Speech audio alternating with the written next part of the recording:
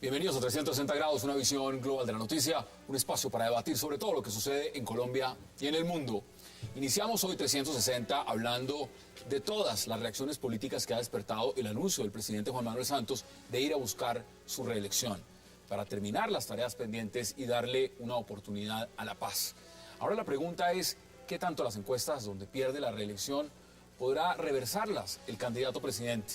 ¿Será además el general Naranjo el vicepresidente o será Germán Vargas Lleras? ¿Cómo hará el juego con el tema de la ley de garantías? Y ante todo, ¿por qué se dice que si sale otro candidato al ruedo puede hacerle perder la apuesta? Hoy debate en 360.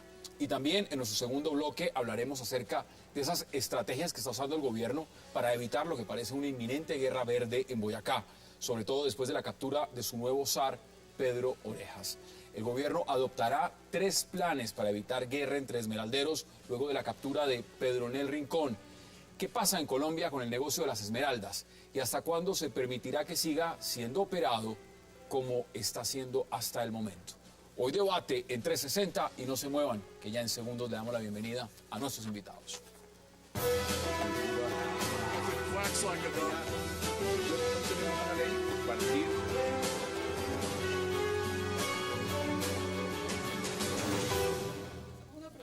Y qué placer darle la bienvenida esta noche a 360 a Alejandra Barrios, a Juan Carlos Lanchero, a César Caballero y Alfredo Rangel. Alejandra, caballeros, qué placer y gracias por aceptar esta invitación. Hassan, buenas noches. Gracias. Bueno, la MOE ya empezó a monitorear todo, ¿no? Sí, Hassan, empezamos el día de hoy. Hoy 37 regionales en todo el país estamos preparando para ver si logramos tener 7.000 hombres y mujeres el día de las elecciones en la calle, pero eso significa que desde hoy, pasando por las elecciones a Congreso, elecciones presidenciales, temas de financiación de campaña, de propaganda, todos los temas de quiénes son los candidatos, cómo van a competir, pues vamos a estar encima. ¿Y el que quiere monitorear a dónde entra? Pues muy fácil, nos pueden seguir en @ModeColombia, ahí en Twitter estamos de manera permanente además haciendo informe todos los viernes, y en www.mode.org.co, pero además vamos a estar haciendo informes periódicos sobre cómo van avanzando las elecciones. ¿Y cómo le pareció, antes de que empecemos a rotarnos en la mesa, cómo le pareció el anuncio del presidente?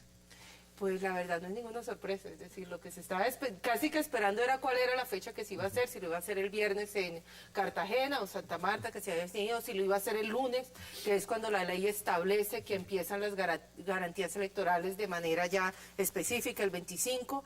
Lo que pasó fue que se adelantó y además puso otro tema sobre la mesa y es si empiezan las garantías electorales, empezaron anoche o empiezan el próximo lunes. Fue un tema más sobre la mesa, pero era de esperar. César, bienvenido. Buenas noches. Usted muchas veces había dicho que eso estaba cantado. Yo creo que era inevitable. El presidente creo que había venido dando todos los pasos, todos los movimientos hacia ese escenario.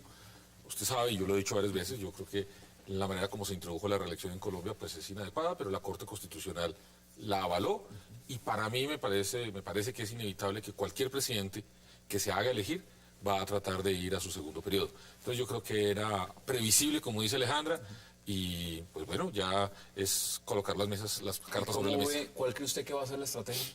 Pues yo creo que el discurso de ayer fue bastante claro. De alguna manera el presidente, a pesar de que muchas personas insinuaban que no era bueno amarrar la reelección al tema de la paz, decidió amarrarlo al tema de la paz. Yo creo que eso es un tema clarísimo y ahí hay una estrategia, digamos, yo creo que la campaña se va a poner muy divertida, va a haber muchas opciones y creo que la democracia también, siempre la ha habido, creo que la democracia colombiana es sana, hay alternativas en la derecha, hay alternativas en la izquierda, hay alternativas en el centro, ahora yo creo que la democracia colombiana va a tener una cosa muy divertida. Alfredo, bienvenido. Muchas gracias. ¿Y usted cómo lo ve? ¿Cómo ve esa estrategia también? Pues no, estaba cantado definitivamente, no, ahí no hubo ninguna sorpresa, pero yo creo que ya ante la evidencia del hecho, los colombianos se están alinderando ya de cara a las elecciones.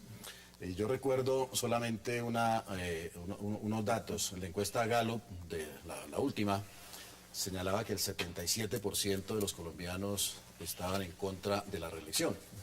Hoy se hicieron varios sondeos de opinión en varios medios En el colombiano, por ejemplo, el 76% de la gente se mostró contraria a la reelección de Santos, en la FM el 80%, y creo que esto está ratificando pues la negativa de la inmensa mayoría de los colombianos a la reelección del presidente Santos. no la tiene fácil en su que la opinión. va a tener muy complicada, la va a tener muy difícil, porque incluso hoy en otra emisora el candidato, digamos, de oposición logró una intención de voto en el sondeo cerca de un 80%, en el colombiano de igual manera, mientras el presidente Santos tenía muy baja calificación. O sea, la batalla electoral empezó. Aquí empieza. Y creo que se están alinderando, digamos, las cargas se están un poco ajustando por el camino. Juan Carlos Lancheros, bienvenido. Hassan, buenas noches. No solamente está el presidente, ¿no? Los verdes también están Sí, tienen más candidatos a la presidencia que al Congreso. al Congreso. Sí, lo estamos hablando ahorita. Porque esa lista del Senado tiene menos candidatos que... Seguro. A ver, digo, igual, no hay sorpresa. Realmente después de la reforma constitucional los periodos presidenciales son de 8 años, con la posibilidad en la mitad de quitarle el mandato. Entonces, lo que va a ocurrir ahorita es un acto de refrendación, que tiene unas dificultades importantes, pues porque el presidente que está en ejercicio tiene el poder sobre el presupuesto. A pesar de que no lo dejen ir a inaugurar obras, igual él tiene el manejo de la ley pues, de presupuesto que se Eso es parte de la estrategia. Sí, claro, que se va a aprobar. Tiene igual otras posibilidades, digamos, de influir y de, si se quiere, permear o favorecer su reelección, ¿no? De alguna manera también los congresistas que están en el gobierno, si usted por ejemplo, va al Congreso de la República, va a encontrar que muchos de los congresistas que están en la Unidad Nacional están con el presidente, pues porque de alguna manera han bebido de él y esperan seguirlo haciendo en estos siguientes años. Entonces también parte de eso pues supone la posibilidad de que ellos también puedan ser reelegidos y seguir un poco con la actual condición de cosas. Eso es, digamos, lo primero. Ahora, en relación con la gente que está... Yo también, digamos, coincido en términos generales con mis compañeros aquí en la mesa, y es que el presidente no la tiene fácil.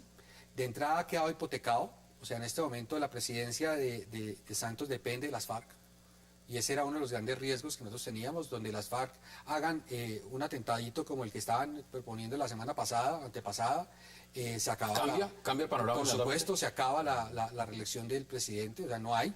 Entonces, aquí es donde comienzan los riesgos que se avisoraron desde el primer momento que se iniciaron las negociaciones de paz. ¿O lo Ahí hay un riesgo, ahí hay un riesgo.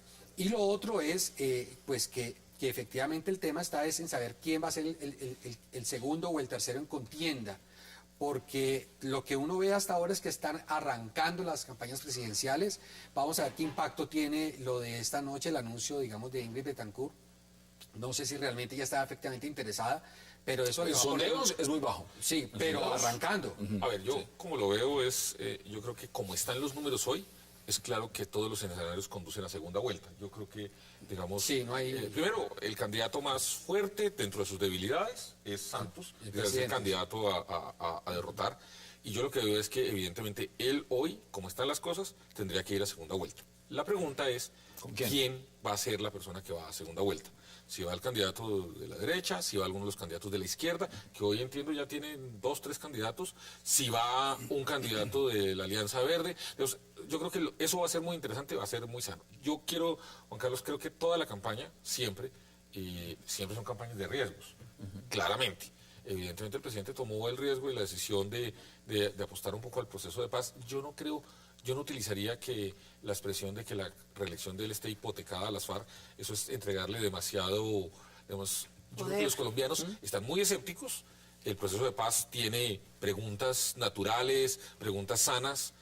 Yo creo que si bien sí depende, y esos temas están ahí, digamos, ustedes saben, nosotros hicimos una pregunta Sí. En donde dijimos, si el presidente Santos se fuera a reelegir, tendría el 20%, eso fue lo que nos dio a nosotros. 20%. El 20% solamente lo apoyaría, eso fue lo que nosotros dijimos. Y acto seguido le nombraba a las personas, y si lograra un acuerdo de paz con las FARC, ¿eso qué tanto lo llevaría? Eso subió al 26%. Es decir, incluso, ya una catástrofe, digamos mayor no estaría. Entonces yo tengo la siguiente sensación. Hasta hoy, el tema del proceso de paz no es importante, yo creo que es importante, creo que va a ser muy importante, pero hoy yo no diría que sea lo que va a determinar, digamos, un desastre con las FARC, no creo que sea tan desastroso para el presidente. No, yo sí creo que el presidente Santos se ha equivocado terriblemente al decidir ir por la reelección en medio de la violencia y el terrorismo y un proceso de paz en marcha, de diálogos en marcha. Porque eso efectivamente convierte al presidente Santos en un rehén de las FARC. Claro, no se va a poder levantar. El presidente tendría que hacerle muchas concesiones a la guerrilla de las FARC para que las FARC no utilicen ese instrumento de presión política que tienen en sus manos, que es la violencia, ¿sí? Entonces van a tener una actitud, digamos, de chantaje, de extorsión hacia el gobierno. Si usted no hace esto o aquello, entonces nosotros iniciamos una escalada de acciones terroristas, y eso que obviamente va a afectar las posibilidades. ¿Y a quién de elección catapulta del entonces? presidente Santos. ¿Catapulta a Oscar Iván Zuluaga? Eso a las FARC les es indiferente. Eso de que las FARC calculan a ver quién elige o tal, no. Estaban preparando efectivamente, como se demostró, un atentado contra el presidente Uribe en medio de estas conversaciones de paz. Un grupo como la Teófilo Forero, que depende directamente del secretariado de las FARC. Es impensable pues que ese atentado se estuviera planeando sin el conocimiento del secretariado y de los voceros de las FARC que están en La Habana. Algunos de ellos son miembros del secretariado. Así que para las FARC tienen una lógica que no es la lógica, digamos, común y corriente de cualquier persona que no está metida en un grupo terrorista. Ellos harán sus cálculos. El enemigo principal para una paz con impunidad y como la quieren las FARC, pues es Uribe. Sacando del camino a Uribe, pues habrá algún escándalo y se suspenderán los diálogos temporalmente, pero al final del día ellos considerarían que tendrían mejores posibilidades de alcanzar una paz. Tengo como que ella ir desea. a una primera pausa y quiero volver a Alejandra para preguntarle sobre los mecanismos, porque aquí hay muchas cosas en juego. Las alianzas, por supuesto. Vamos a la primera pausa en 360 y ya regresamos.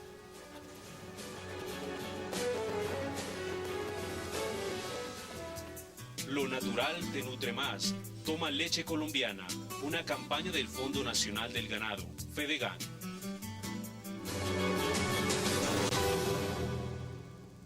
Recibimos con mucho agrado el anuncio de hoy. Sin duda, el discurso marcó un claro talante liberal del presidente Juan Manuel Santos, una persona comprometida con las grandes transformaciones sociales que Colombia necesita, que ha ayudado a crear 2 millones de empleos en Colombia, ha ayudado a reparar 380.000 víctimas, una persona que está comprometida para mejorar la calidad de la salud, una persona con el compromiso en estos temas y por encima de cualquier otro tema en el tema de la paz. La posibilidad de cerrar el conflicto en Colombia y poder hacer realidad las promesas de la Constitución del 91, de enfrentar los retos del siglo XXI y devolver a Colombia una sociedad y un país pacífico y un país en prosperidad. Regresamos a 360, escuchamos a Simón Gaviria, por supuesto, Recibimos- cabeza del Partido Liberal y quien le ha dado un apoyo muy fuerte al presidente Juan Manuel Santos. Mira, aquí empiezan a jugar las alianzas, pero también es importante saber quién va a ser esa ficha de la vicepresidencia. Todavía no se sabe, hay nombres. ¿A quién ve? Porque ya sabemos que no repite Angelino Garzón. Si no, ya toca esperar a ver cuáles son, además creo que también parte de las encuestas Vargas van a Lleras, ir. General Naranjo. Creo que podría ser De por la el lado calle. del general Naranjo, digamos, a mí el tema del general Naranjo, además cuando uno tiene una estrategia tan fuerte, no una estrategia, tiene un telón de fondo tan pesado como el del proceso de paz, el general Naranjo podría ser un ¿Sabes por qué se los mensaje pregunto? Por saber si importante. esa figura al final arrastra o no para el presidente. Yo creo que en esta campaña uno tiene que tener claro que vienen unas etapas que hay que quemar primero antes del tema de vicepresidencia.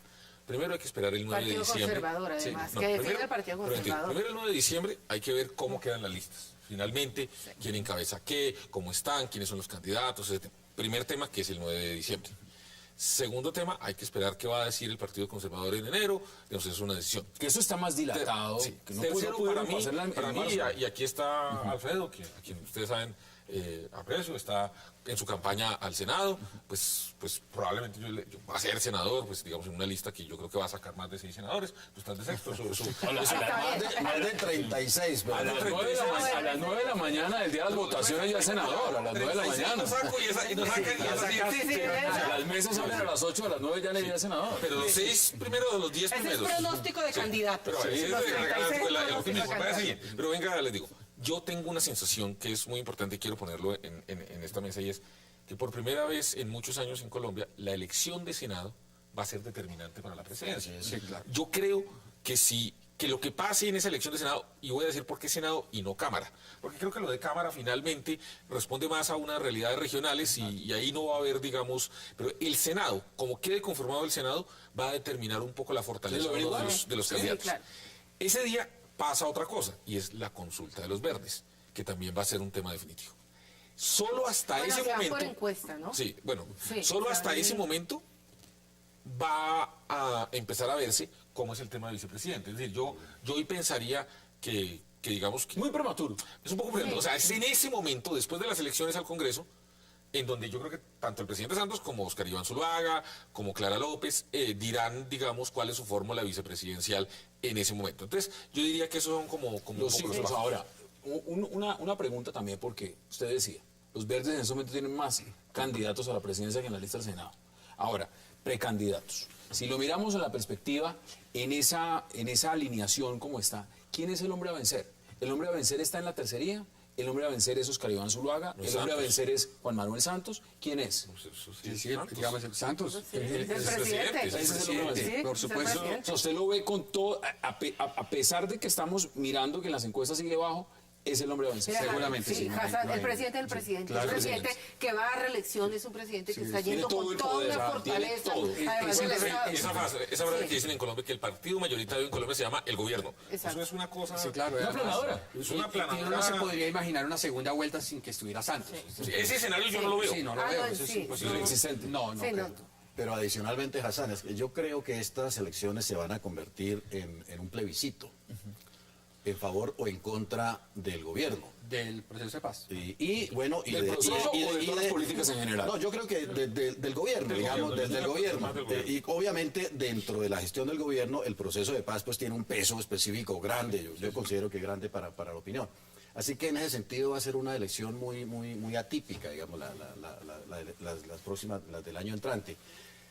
Porque se va a convertir en eso, en un plebiscito. Y efectivamente, el resultado de la elección del Congreso va a tener un impacto determinante para impulsar o para desinflar, digamos, algunas candidaturas. Algunas candidaturas. Nosotros consideramos en el Centro Democrático que un buen resultado, como lo están pues lo están anticipando muchas encuestas, le permitiría a nuestro candidato potenciarse Aún más. hacia el futuro, Como aún dices, más, va a y jugar una parte eventualmente, digamos, le garantizaría por lo menos, pasar a la segunda vuelta si es que no ganamos en la primera. Ustedes pueden decir eso. No, está bien el optimismo. Está bien el optimismo. Eso es pronóstico. Esa es la actitud del candidato. Las intenciones de voto de hoy que les Ah, pero refería, el 80%, sí, que les sí. refería, No, eso sí está... ¿por cuál candidato votaría? Encuesta del colombiano. Oscar Iván Zuluaga, sondeo. Sondeo, no hay Tiene problema. Oscar Iván, sí, tiene sondeo, es menos riguroso, etcétera. Y, bueno. Oscar Iván Zuluaga, 45%. Ya ganó. Santos, 3.2%. La encuesta de la FM iba por los mismos lados. Sondeo, El sondeo, no hay perdón, el encuesta, sondeo de la W, pero de la W iba por el mismo lado. Pero bueno, independientemente de eso, creo que el punto, digamos, más débil del presidente Santos es la enorme imagen negativa que tiene dentro de muchos sectores de la opinión. Lo que hace que en una segunda vuelta, cualquier candidato que sea, digamos, el del Centro Democrático o cualquier otro, no importaría, Ahora, tendría una enorme posibilidad de arrastrar ese voto de castigo contra el presidente Santos y ¿No lo ve? el presidente Santos perder la elección en la segunda vuelta por ese efecto de castigo. O sea, la gente puede que no le gusta a Pepito Pérez le voy a como poner como otros candidato, elementos. En pero las para elecciones, castigar a Santos elecciones Uribe. pasadas en Facebook ganaban Tanas Mucos. Sí. Y no había un clic para votar. antes de la convención Pero, oficialista, no, pero ganaba déjame- Santos. No, Facebook no es confiable. Estos sondeos son más confiables que Facebook. No, un sondeo- Son- no, yo sí creo que uno tiene que ser muy riguroso cuando está hablando de una encuesta y cuando está hablando de un sondeo. sondeo, sí, Además, pero- porque pero el un sondeo igual da un- No, da un un- sondeo es quién es el teléfono, bueno, quién es es un la sondeo. persona, No, llamas, es un sondeo, marcas es un por sondeo. internet. Es decir, no tienes muchas veces forma de controlar si yo entro varias veces y marco por una persona. Es decir, yo sí creo que además uno debe respetar, porque tengo una encuestadora al lado, claro, a las encuestadoras que hacen un trabajo además de campo, hacen toda una mirada, digamos, matemática de este ejercicio. Pero yo sí quisiera volverme un segundo, Hassan, al tema del Congreso, porque es que yo creo que el primer campo de batalla en este el campo de batalla es el Senado. primer campo de batalla va a ser el Senado. Y además yo sí creo que por primera vez desde hace muchos años vamos a tener posiblemente de verdad una pelea de titanes, donde se ha ¿Y a quién modificado... ve usted punteando en este momento? No, yo creo que están ¿A la unidad definiéndose la lista. nacional o No, pues, al digamos, Libre Centro el Democrático? Centro Democrático ya puso una lista, digamos, es claro que ahí hay una lista clara, una lista que tiene peso, uno no le puede negar esa lista de peso que tiene el Centro Democrático. Toca esperar, digamos, una lista del Partido Liberal. El Partido Liberal es un partido que se ha ido creciendo, cogiendo músculo. Hubo una discusión, un debate con Serpa, no es un juego de niños. Si Navarro tomara la decisión también, o Peñalosa, o en estos candidatos de pronto presidenciales pensaran que el debate... Es en el Congreso. Y el debate de la paz se va a trasladar al Congreso. Claro, o sea, está será el bien. siguiente campo de batalla de la paz en este país, el Congreso que se elija el 9 de marzo. Entonces, si se empieza a entender que es ahí donde entra a discutirse de verdad cómo es que vamos a realizar este país, esto se va a poner muy interesante. ¿Dónde me deja usted? Porque pues, vuelvo y les Y pregunto, los porque es que verdes, ya hay una... como Los señalo. verdes ya está Ingrid Betancourt. ¿Ella no marca? Pues yo de los verdes, honestamente, lo que escuché John hoy Sudarsky, en Camilo noticias, Romero. no, claro, todos marcan y tendrán que escoger un mecanismo interno para seleccionar su a ver, candidato. creo entender que lo que ellos han dicho es lo siguiente, es que Están ellos van a hacer escribiendo. consulta en marzo, es lo que entiendo, que lo que van a decir es que una encuesta en donde Una encuesta. tengan que se pueden inscribir los que tengan una favorabilidad X, digamos, es lo que entiendo, pero lo que entiendo es que ellos quieren hacer consulta en marzo. Es lo que entiendo. Sí, ¿No para fue no tarde? pasarse los términos que Pues no decisión fue tarde la vez tomó el pasada. Partido Verde. No fue tarde la Inscribir vez a pasada. aquellos que consideran, que señalaron que podían ser Pero- presidenciables. pero el Pero, vocero del partido pero hay un Carlos. tema, ¿no? Que es importante que se tenga en cuenta, y es que es posible que ellos puedan elegir un candidato presidencial y no queden en el Congreso, porque no pasen el umbral. Eso O sea, es se perfectamente supone que puede ser un escenario. la apuesta se supone que es la factible. apuesta que ellos hacen es que la alianza Los lo impulsa. alcanza a subir el 5%, pero si no tienen una lista para el Congreso, que sea para el Senado, que sea sólida, pues es que se van a quedar sin representación. Así y es. ahí se pueden quemar. Yo veo más Yo creo que interesante le la pasó a Enrique Peñalosa Sí, claro. individualmente a que la le fue elección, bien y no pasó. 280.000 o no sé, y no alcanzó y no para alcanzó, el no Congreso. alcanzó. Ahora, el Partido Conservador yo creo que juega un papel muy importante. Yo no sé, el Centro Democrático, pues, me imagino que le está haciendo fuerza a la Forí o a la ministra. Pues, No, la Forilla ya renunció. Pero, renunció a la aspiración. y Defensa. Ya dice no va. No solamente queda en la como aspirante pues del Marta Partido Lucía. Conservador, Por eso, Marta pero- Lucía Ramírez. y- Pero el Centro Democrático obviamente que esperaría tener alianzas con otros movimientos, otras formaciones políticas, la principal de ellas sin duda pues el Partido Conservador. Y el Partido Conservador Pero pues, es que la está haciendo maquinaria- un juego, la está haciendo un maquinaria- juego, digamos, de dilatar Y la después no hay decisión tiempos para y para lanzar mirar, candidatos. digamos, qué es lo que más o menos siempre ha hecho, cómo están las cosas y para qué lado es mejor. Pero, Vamos a- Hassan, vamos a Hassan, empezar a si me- concluir ese si tema. me permiten Adelante. leer el agua. ¿Sí? Sí, me Adelante, permite leer el agua. adelante, adelante. Lo que me dice el agua es que creo que también algo que va a podríamos ver del Partido Conservador es que vamos a tener en listas del partido de las cámaras de representantes a hijos o familiares de los que siguen dentro del Partido Conservador, es decir, una estrategia de unos se quedan en unos partidos porque no pudieron renunciar, no pueden salirse, es digamos la ley hoy, como ellos dicen, los secuestra, los atrapa en un partido, pero de otro lado sí hay unas convicciones muy fuertes de algunas personas del Partido Conservador que los acerca mucho más al Centro Democrático que al mismo Partido Conservador, entonces vamos a empezar a ver esas... Hay un tema que no quiero dejar de lado antes de Los que pies. concluyamos en menos de 2 minutos y es la ley de garantías. ¿Esa ley de garantías, en la opinión de ustedes, realmente funciona o no funciona, Juan Carlos? Pues a ver, como está diseñada, sí en general le establece límites al gobierno nacional. Eso, sin duda, digamos, en general ahorita la contratación estatal, la contratación del gobierno nacional entra en un periodo de mucha lentitud, digamos, en general puede funcionar. Lo que pasa es que tal vez lo que le falta a la ley de garantías ahí no tiene que ver necesariamente con los contratos. Porque por una parte los contratos más importantes ya se hicieron. Sí, eso ya se ubicó. hicieron. Hay otros contratos que seguramente también se pueden celebrar ahora, sino justamente es lo contrario, la expectativa de los contratos futuros. Entonces, aquí lo que hay es en el fondo una gran cantidad de burocracia, de personas atadas a Santos. Y ellos quieren seguir con eso. Tengo que ir a una pausa, no quiero dejar este tema sin que lo concluyan ustedes dos. Regresamos porque también quiero que hablemos del segundo tema de la noche que tiene que ver con Boyacá y las Esmeraldas. Ya regresamos.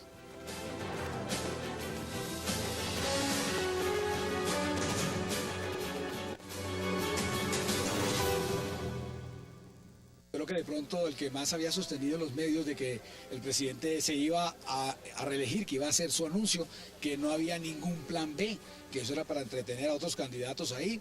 Y contento porque veo un presidente enamorado de la paz, diciendo frases como por ejemplo que ningún presidente le pedirá a una madre que sacrifique a su hijo en la guerra, y al mismo tiempo pues veo un presidente que no hay gallo. Veo un presidente reelegido, no hay gallo para la contienda política, los veo a todos como pollitos. Vargas Lleras nunca fue plan B, eso fue una cosa que yo creo que él y otra gente se inventó. Y lo que yo veo o creo es que Vargas Lleras seguirá ya en la Fundación Buen Gobierno. El presidente lo anunció cuando todavía no había cálculos políticos ni se podía hablar en favor de la paz, y lo hizo de forma de frente hace, yo creo que julio del año pasado, con el tema cuando se aprobó el marco jurídico para la paz, y después su anuncio posterior en septiembre. O sea que yo creo que las cosas en septiembre y noviembre, yo creo que las cosas han salido bastante bien, y por lo tanto ojalá que todos los presidentes se reeligieran buscando la paz en un país que nunca la ha tenido. Es que la paz no es un problema ni del presidente Santos, ni de Uribe, ni de la FARC, es para ver si algún día usted y yo y todos los colombianos podemos vivir como humanos. Regresamos a 360. Pollitos, dice Armando Benedetti. ¿Cómo pollitos a los demás candidatos? Vamos a redondear. El señor Benedetti está obviamente pensando con el deseo. Gallo sí va a haber. Creo que Oscar Iván Zuluaga se va a crecer, va a lograr reconocimiento, es un tipo muy serio, tiene propuestas muy serias que hacerle al país, y yo creo que progresivamente irá creciendo en el reconocimiento y en la opinión favorable, obviamente, como una opción. Yo creo que es la opción realmente, a estas alturas, la opción viable para reemplazar al ¿Y usted presidente Santos. ve el tema de ley de garantías, cómo lo ve? Para que redondeemos este tema. No, a mí me parece que la ley de garantías es una señal de madurez de la democracia colombiana. Me parece que con relación a lo que ha sido el pasado, de abuso de los recursos públicos, de la nómina oficial, etcétera, para inclinar la voluntad de los electores, esta ley de garantías corrige en buena medida eso. Y si nos comparamos con otros países que no tienen un instrumento similar, creo que Colombia tiene esa garantía, digamos, para la oposición, para el ejercicio de la democracia. Concluyame usted este primer bloque, César. ¿Cómo lo ve con el tema de ley de garantías? Porque al presidente, si algo se le ha dicho es, y usted lo planteaba también, es la maquinaria, ¿no? El poder del Estado. ¿Realmente eso sí frena todo lo que viene? ¿O eso es simplemente un maquillaje? Pues reconociendo lo que aquí dicen, que la ley de garantías es un paso, yo diría es un pasito, pero realmente no logra equilibrar el poder de un presidente. Realmente yo recuerdo, y ustedes tienen que acordarse, la discusión de esta ley de garantías que encabezaron, digamos, las mayorías del expresidente Uribe, ahí que en ese momento encabezó Roy Barreras y Armando Benedetti, que estaban defendiendo la posición de Uribe. En ese momento los contradictores eran Rodrigo Rivera, que luego se volvió uribista, y ellos siempre plantearon una ley de garantías que limitaba mucho más el poder presidencial.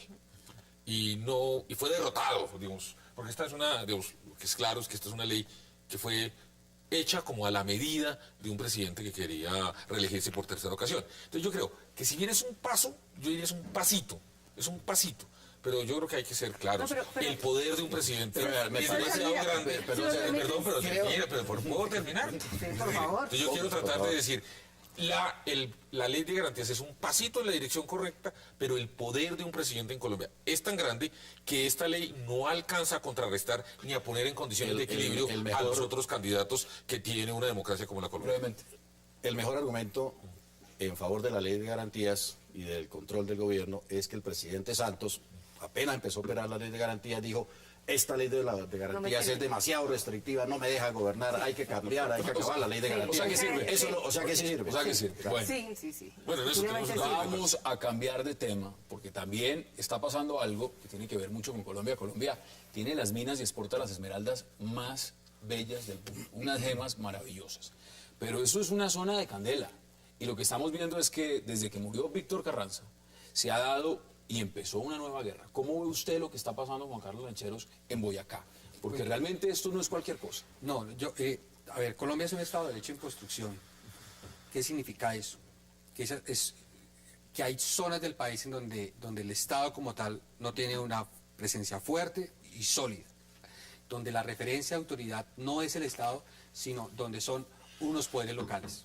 Entonces, esto en el fondo es una manifestación más, porque hay otros escenarios también, en donde se pone de manifiesto que efectivamente el Estado le falta. Eso se ha manejado mal. Es decir, el tema de cómo el Estado controla o vigila esas zonas, esos territorios. Que el Estado ni controla ni vigila Nada, esos claro, es que territorios. Los controlan y los vigilan 8 familias, que son los dueños de ese territorio, y que es precisamente la guerra que se avecina, es porque se rompieron esos pactos. El Estado de Derecho en construcción no pegó ni siquiera en Boyacá. Ahí no. En esa zona... O sea, ahí no está. No, en esa zona claramente tiene que entrar el Estado. El Estado no está ahí. Eso es un pacto de paz, se ha gobernado con un pacto de paz, y ese pacto de paz está a punto de romperse. Entonces, Está roto. Está roto. Mire, sí, está uno pegado no con puede bambas. olvidar que desde los años 60 es una zona en la cual el Estado no ha hecho presencia, en la cual de alguna manera el Estado encontró que la solución fácil era permitir que unos señores locales controlaran el orden público, controlaran la previsión de todos estos temas. No podemos olvidar que fue en los años finales de los 80, en principios de los 90, cuando, auspiciado por el obispo de la zona, las 8 familias hicieron un pacto y que entre comillas, paz relativa es la paz de un grupo de familias Sí, es eso. que no permiten que el Estado esté ahí, que el Estado no ha querido estar, y yo tengo hoy la sensación de que al Estado colombiano se quedó sin excusas y tiene que entrar. Yo le digo una cosa, hoy ¿cuántos se paga en regalías por las esmeraldas de Colombia? Pues lo que dicen esas 8 familias, que es lo que se exporta. Hoy todos esos recursos que son importantes, no hay realmente un control. Y yo creo que estas familias, de una manera muy clara y beneficiosa para el país, están haciendo que se preste la atención, y hoy yo creo que el Estado colombiano no tiene excusa para no entrar, revisar esas concesiones, revisar lo que se está pagando, revisar las condiciones laborales de las personas que están allí y particularmente entrar y ejercer la autoridad de la fuerza pública con el monopolio legítimo de la fuerza. Hoy afortunadamente pues a este señor Bueno, Pedro Pedro Orejas Orejas. lo capturaron, y yo supongo que los demás miembros de esas familias Van para que allá. tengan orden de captura deben capturarlos. Usted lo ve de la misma forma. Esto es un tema complejo. Esto no es cualquier cosa. Es decir, si no han entrado en todos estos años, es justamente por el poderío que ahí se maneja y Por el poder de Carranza. exactamente. Pero bueno, Carranza ya no está. Por eso Carranza ya no se está. les desbarató el... Pero yo creo que en el mapa. sector de las esmeraldas, de todas formas ha habido cambios. Hay unos sectores, digamos, algunas familias que ya tienen, digamos, segundas y terceras generaciones, que son los que están, digamos, a cargo de la producción de esmeraldas, que son sectores más modernos, digamos, más proclives a las reglas del juego, del Estado, al cumplimiento de las leyes, etcétera. Incluso hay inversión extranjera que obliga necesariamente a ciertos controles y a que haya ciertos parámetros y a que se evite pues la ley de la selva, que es lo que ha imperado allá. Perdón. Pero hay todavía otros sectores, digamos, que no han entrado todavía en esa dinámica de modernización, digamos, de acatamiento del Estado y de las normas, etcétera. Entonces, eso hace que la situación muy inestable. Aparece una nueva mina y entonces viene la garrotera y viene la pelea por esa nueva producción. Efectivamente, todavía falta un control enorme por parte del Estado de la misma producción de las esmeraldas, y el descontrol se va por la vía de la monetización. Es decir, allá los negocios de las esmeraldas se hacen en rama, pues en dinero Claro. efectivo. Eso crea un problema adicional y es la entrada del narcotráfico en esa zona. Porque los narcotraficantes obviamente Bueno, el son los que mexicano tienen quería controlar ese territorio también. los Ahora, narcotraficantes son los que tienen el dinero pues en rama en todos los volúmenes que se quiera para lavarlo. Pero es que sabe a por qué través se lo de la pregunto, compra de porque mira, esmeraldas. es que Y ese es otro según lo problema que ha hecho adicional. la Fiscalía, la orden de captura del señor Pedro Orejas, esto tiene que ver con delitos de concierto para delinquir, fabricación, tráfico, porte, tenencia de armas de fuego, fabricación, porte y tráfico de armas de uso restringido. Eso no es cualquier cosa. Yo primero solamente una cosa, Alfredo, lo de la presencia de empresas internacionales en la zona. Puede ser, pero solamente dejo la duda de si son esas mismas familias con fondos de inversión por fuera que aparecen como los inversionistas. Porque que yo sepa, no hay una sola compañía minera importante del mundo en la zona esmeraldífera. Que yo sepa. Están entrando. Lo que yo sé es que son compañías mineras creadas en Aruba, en Antillas, con fondos, como fondos de inversión. Eso es lo que sé, pero vale simplemente Pero mire, le cuento, por ejemplo, también hay inversión de empresas serias multinacionales. Y termino de minería. con este otro tema. Lo que nos está pasando aquí es que estamos viendo un problema que tenemos desde hace 40 años. Muy parecido a lo que pasa con la Guajira, que tenemos con el gobernador Kiko Gómez, con este señor Marquitos, en donde realmente hay zonas del país donde por los últimos años, y no estoy hablando de los últimos 2, ni 10, ni 15 años, sino por mucho tiempo, el Estado colombiano no ha ejercido el monopolio legítimo del uso de la fuerza. Y yo creo que es hora de que en esos territorios el Estado colombiano ya no tiene excusa y tiene que entrar. Yo obviamente tampoco voy a satanizar a todos los empresarios de las Esmeraldas, ni a las 8 familias, pero lo que es claro es que ahí, hoy, no hay una presencia del Estado ejerciendo la autoridad que debería hacerse. No Y tiene hay, que creer el Estado. y hay además, independientemente de quién adicionalmente, esté. una situación que es, digamos, lamentable, que sí da grima, y es que es una región nadando en un mar de riqueza, con unas carencias terribles. absolutamente de lo más elemental, de carretera, de lo más de salud, de educación, de lo más elemental. Pero, Alfredo, es decir, son te pueblos vuelvo la muy pregunta pobres, de ¿qué pasa nadando con en un las mar de regalías? riqueza, porque no hay precisamente la riqueza no se va hacia el Estado en forma de Exactamente. impuestos, etcétera, No hay para construcción de solucionar. Tengo que ir a una pausa y ya regresamos. Vamos a la pausa en 360 y ya volvemos al debate. Sí, mira, lo de la gente.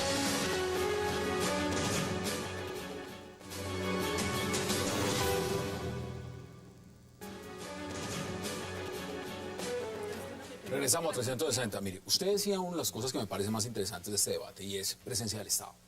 Pero si uno mira, por ejemplo, otro mundo, que es el mundo de los diamantes. El mundo de los diamantes está monopolizado por la compañía De Beers a nivel mundial, que se cargan de la extracción, se cargan de la distribución, se cargan de absolutamente todo. Y sin embargo encontramos lo que todos sabemos, diamantes de sangre. Nosotros lo encontramos en países donde la producción es netamente sacada a base de violencia. Lo que pasa en Colombia, ¿usted cree que es un manejo gubernamental de cómo tiene que ser la explotación? ¿O simplemente es con que el Estado vaya y ejerza control en esas zonas? Porque eso es un tema clave. Eso no solo está pasando con las esmeraldas, digamos, es un tema también con toda la economía extractiva, que todo lo que estamos viendo, además de economía extractiva legal o economía extractiva ilegal, ¿Minera? es minería lo que Minería, estamos viendo. minería. Ha sido muy difícil de controlar por parte del Estado. Cuando uno ve en el, digamos, lo que es Magdalena Medio, que puede entrar esa maquinaria gigantesca en minería ilegal y nadie la controla. ¿Dónde podemos ver si está el control del Estado? Yo creo que lo vemos claramente en si hay regalías, en si se están pagando los impuestos, si el Estado conoce realmente el tamaño de esas Aquí estoy empresas. leyendo la revista Semana, un artículo muy interesante sobre lo que ha significado la captura de Pedro Orejas. Y ellos miren lo que mencionan. Aquí estarían vinculados gente del Loco Barrera, sicarios de oficinas de Bogotá, las oficinas de los urabeños, negocios de megateo. Es decir, esto no es cualquier cosa. No, Esto pasó es... eso. Mire, la gente dice, tiene razón, no es solamente el tema de esmeraldas, es el tema de minería. Y les quiero recordar, porque aquí la gente se le olvidan las cosas. Recordemos lo que pasó con el río de Agua. Cuando encontraron esa explotación de oro, es que yo recuerdo las imágenes vetas de- yo recuerdo el mismo presidente Uribe diciendo, mando el ejército. Y el gobernador protestando y toda la televisión. Mire, y eso fue imposible de parar. Es decir, yo recuerdo que estuvieron cerca de 9 meses, incluso con un presidente que decía, oiga, eso hay que ponerlo, y no fue posible parar ese tema. Y cuando usted pasa, allá ve las retroexcavadoras, más de 80 o 90 botadas, porque evidentemente yo creo que hoy el Estado colombiano nos pasó una cosa, y es que nosotros nos convertimos en un Estado, yo no voy a decir todavía minero, pero con fuerte producción minera, y la institucionalidad para estaba listo. controlar la No, actividad no minera estaba listo. todavía no estaba Hay lista, uno y hay que de construirla. los trenes y las locomotoras es justamente la locomotora minera, el tren minero. Ahora, ¿cómo lo ve usted, Juan Carlos? Es que es justamente eso, o sea, Yo le aseguro que el titular mañana es: vamos a construir una política de extracción minera, en particular en Boyacá, para efectos de controlar el mercado de las esmeraldas. Entonces, seguimos manejando incendio tras incendio. Mañana o pasado mañana se vuelve a morir un niño en un hospital, en una clínica. Vamos a poner nuestro énfasis en el tema de la salud. Y pasado mañana alguien no sé, se incauta un gran cargamento de lo que sea, y entonces allá vamos a estar. Entonces, parte de lo que está pasando es eso. Yo creo que aquí hay una culpa en general de muchas personas. ¿Por qué? Porque de alguna manera se han focalizado en temas de las FARC o el ELN o de los... Y hay como una decisión del Estado de no meterse en ciertas partes. Dejemos que eso esté aquí. Eso es candela. El tema, sí, Es que las no, ilegalidades por ejemplo, lo que hablábamos. No, es que la Guajira, no, eso es muy difícil. No, déjelo ahí. No, pone que la el gasolina, ejemplo, se no, pone el déjelo ahí. ejemplo. Cartel Y de mientras gasolina. tanto, no. Regiones del Sucre. Zonas del país donde realmente no se entra. Entonces, una de las pruebas de que efectivamente el proceso de paz con las FARC no va a generar la paz soñada para los colombianos es esta.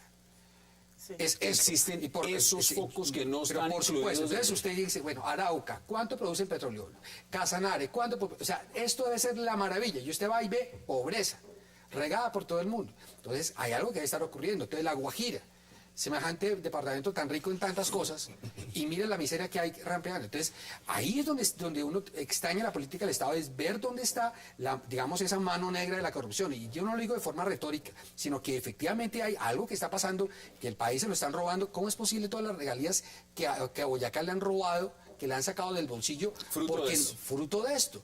Y obviamente, y donde hay dinero fácil, pues hay toda la cantidad de vicios adicionales: corrupción, narcotráfico, bandas criminales, secuestros, muerte, lo que usted quiera. Dígame, ¿cómo es posible que un juez de la República pueda fallar en justicia ya? No hay forma.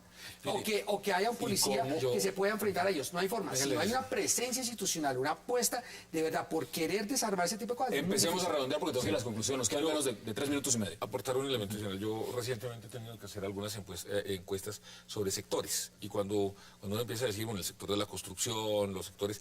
Una de las cosas que notamos en las encuestas es que el nivel de variabilidad de todos los datos en minería es enorme. Es decir, yo a mis clientes les he recomendado, mire, yo hice las encuestas en estas empresas, pero realmente hay cosas tan formales como grandes empresas petroleras, que yo creo que hay buenas empresas, Seguro. hay unas empresas mineras importantes. Serias. Hay empresas muy informales, hay empresas que tienen actividades criminales y hay otras que son simplemente unos lavaderos de activos. Entonces digamos que la variabilidad de lo que hay ahí es enorme y es inmensa. Entonces yo aquí lo que creo es que lo que hay que hacer es una reflexión y decir, nosotros en 1990 no éramos un país con minería importante. Hoy somos un país con minería importante. Y yo creo que el Estado colombiano tiene que construir una institucionalidad para controlar. Y yo lo quiero decir, yo soy de las personas que creen que es mejor tener minería formal, que pague impuestos, que tiene unos costos y que hay que asumirlos, a tener una minería de carácter totalmente ilegal, donde hay lavado de activos, donde hay actividades criminales. Y yo creo que no debemos satanizar toda la minería, sino debemos construir el escenario para que los buenos mineros puedan actuar. Ahora, hay una pregunta también que no quiero que la dejemos fuera del contexto y de las conclusiones, y es, ¿tiene el gobierno la responsabilidad en este momento de ponerle fin a esto? Porque lo que se puede desatar claramente, una cosa es el señor Víctor Carranza vivo, que podría controlar lo que está pasando, o lo que se puede No, pero convertir ya en ahora, gobierno. además el Estado yo creo que tiene una oportunidad de oro, porque ahora ya no lo tiene que controlar un señor como Víctor Carranza, ahora lo tiene que controlar el Estado. Tiene que entrar y decir, aquí está el Estado y vamos a organizar para la democracia y la institucionalidad colombiana estos 16 municipios que son los 16 municipios en problemas. Pero hay algo, y es que, digamos, y sí puede decir uno, la falta de previsión, de anticipación de este gobierno ha sido enorme también en este tema de las esmeraldas. Esto último que ha sucedido es un acontecimiento, un incidente más de muchos otros que han venido aconteciendo en meses anteriores. Es una guerra cantada. Ya viene desbocada, ya casi que se sale de control. El gobierno no reaccionó suficientemente a tiempo para lograr prevenir esto que se puede efectivamente salir de madre. Ahí estamos viendo la primera captura. Concluye en 20 segundos y termina este debate. La institucionalidad que se está creando en el país es para controlar eso que César llevaba ahorita, una minería seria. Pero resulta que hay demasiada minería informal y nuestra institucionalidad no está preparada para eso. Entonces, ahora esto se quiere solucionar con puras medidas de policía y va a ser o sea, es complicado de manejar. Entonces, yo creo que en ese sentido hay que repensar también las instituciones nuestras responsables del tema de la minería. ¿Para qué? Pues para tender un puente, por lo menos una época de transición, para intentar jalar toda esta informalidad en algo que se vea para todos los. Ahí están las posiciones, Juan Carlos Lancheros, como siempre, un Muchas placer. gracias. Alejandra Barrios, qué gusto, y estaremos muy pendientes de ese monitoreo de estas elecciones. Muchísimas gracias, César, por este libro. Muchas gracias. Y para terminar, te digo una cosa, y creo que es muy importante para todos los ciudadanos: la institucionalidad no se construye sola. La constitucionalidad se construye con excelentes políticos, con hombres que escojamos de manera decente, que no vendamos el voto y que decidamos que sean los que nos guíen. Así que todo este tema de institucionalidad se traduce en voto responsable, porque nuestro voto tiene poder y así lo tenemos que mostrar. Ahí está el cambio. próximo César año. Caballero, como siempre, un verdadero placer. Hassan, muchas gracias, muy querido por la invitación. Alfredo Rangel, como siempre, un placer. Un saludo a la población de San Marcos Sucre, que sé que Claro nos está que sí. escuchando. Ojalá la revocatoria popular del mandato sea un éxito. Y un tema además que estaremos monitoreando muy de cerca, el día 24 de noviembre. 24 de noviembre seguramente va a ocurrir un hecho histórico, la ¿Es la primera primera en América Latina? revocatoria popular de un mandato en Colombia y en América Latina. Cabre Noticias estará muy pendiente y cubriendo desde allá. Y hasta una próxima oportunidad a ustedes. Gracias por acompañarnos. Recuerden, mañana la cita a la misma hora, a las 8, para seguir debatiendo toda la agenda política de Colombia y del mundo. Y no olviden nuestra repetición, 11:30 de la noche. Gracias por acompañarnos.